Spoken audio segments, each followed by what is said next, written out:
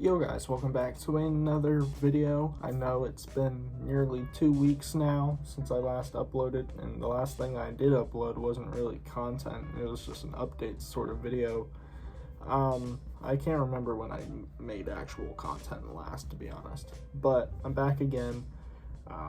Sorry about the wait, but today we're going to be doing a new sort of video that I've never really done before, and that's a reading log. I just want to be able to talk about stuff that I'm reading that I don't necessarily think individually deserves its own video. This is usually going to be about like new releases that come out that I read throughout the month, but like they're not part of a bigger video, so I don't usually talk about it. So today we do have 3 volumes that I'm going to be talking about. Volume 3 of Colorless, Volume 5 of Kaiju number 8, and Volume 2 of Dandadan, all of which I read in January. So I know it's a bit late, but I mean, it's been a while since I uploaded, so we're going to be doing January's reading log. Alright, so I think the first volume I want to talk about first is Kaiju number 8, Volume 5 here. First of all, the physical release of the series, I say it every time, but these volumes just look so clean. This pink volume is just awesome. I love the way this looks, and this new character that is introduced in this volume is also pretty cool.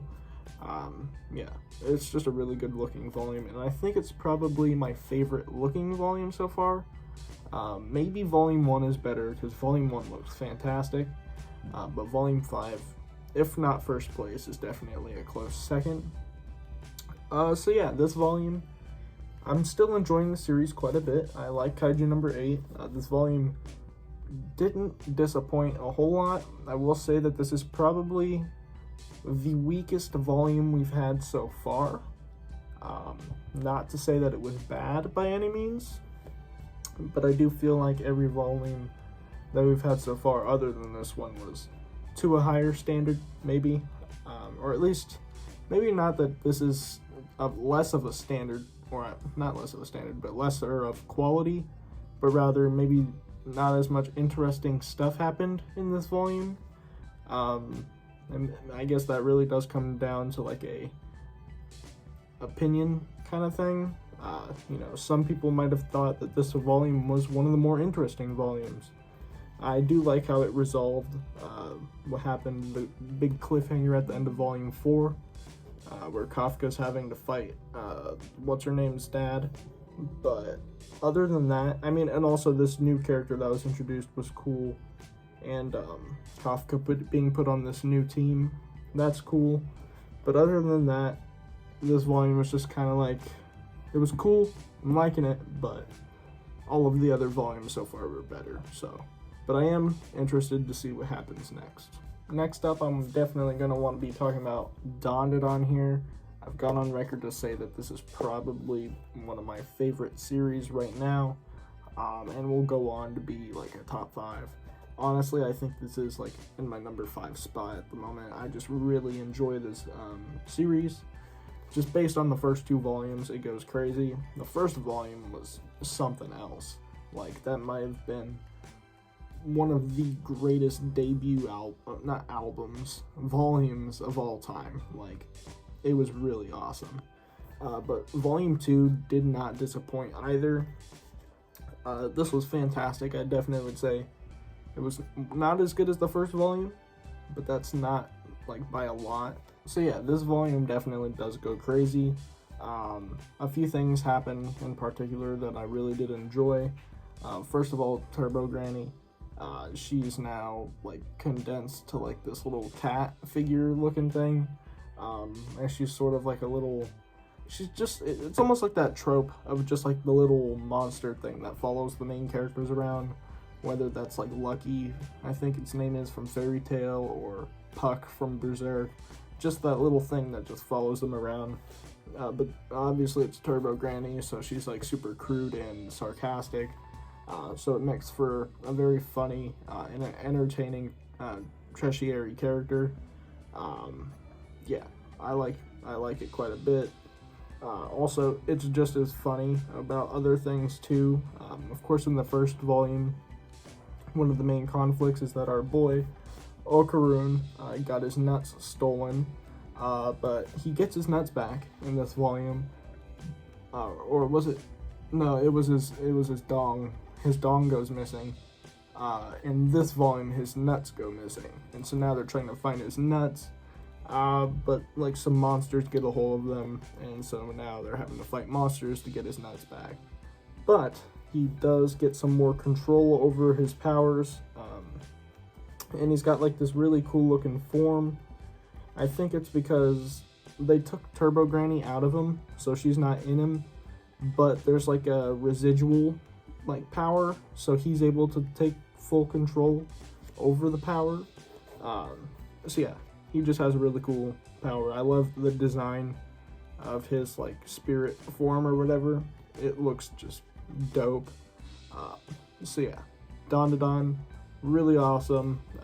They set up another villain here at the end of this volume, some new monster, some weird alien dress demon lady, I don't even know, as well as a new like female character who I assume is going to be important, or at least like a recurring character.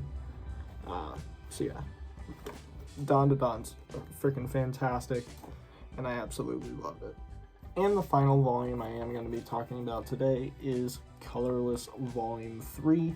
I did, again, really enjoy this volume.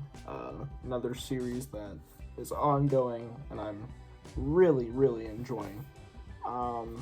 Yeah, for this series in particular, it just came out of nowhere for me. It was just something I saw, thought it was cool. Heard very little about, but just went ahead and picked it up. I originally didn't pick it up for myself. I picked it up for my girlfriend. I've talked about this before, but then I went ahead and picked it up for myself as well, and ended up really enjoying it. So, yeah, this volume is just as good as all the other volumes. We get to learn a lot more about our main character, Professor Avidia, because he's definitely very mysterious. And we don't know much about him despite him being our main character. I feel like we know a lot more about some of our secondary and tertiary characters, like just through them talking and stuff, but our main character hasn't been explored much. And this is the volume where I think that is done more. So we find out more about like his biology and about like his body, what exactly he is. Not everything has been revealed, but we're slowly starting to get more pieces of information about him, which is great.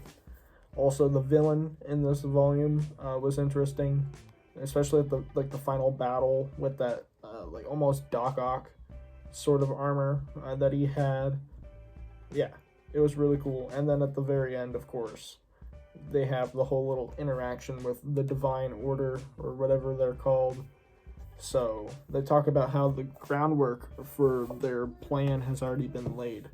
So at this point, I definitely feel like, you know, we're nearing the end. I think there's 7 volumes total, or at least there's gonna be 7 volumes. I can't exactly remember.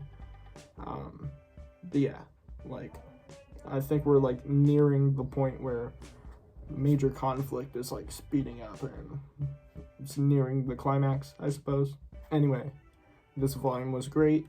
I can't wait for volume 4, which comes out in May. It kind of sucks that these volumes don't come out often. I think volume 3 here came out in December, and then volume 4 is going to come out in May. So yeah, kind of rough, but they're great, and I'm always going to be looking forward to them. Anyways, guys, I read some absolute bangers in January here.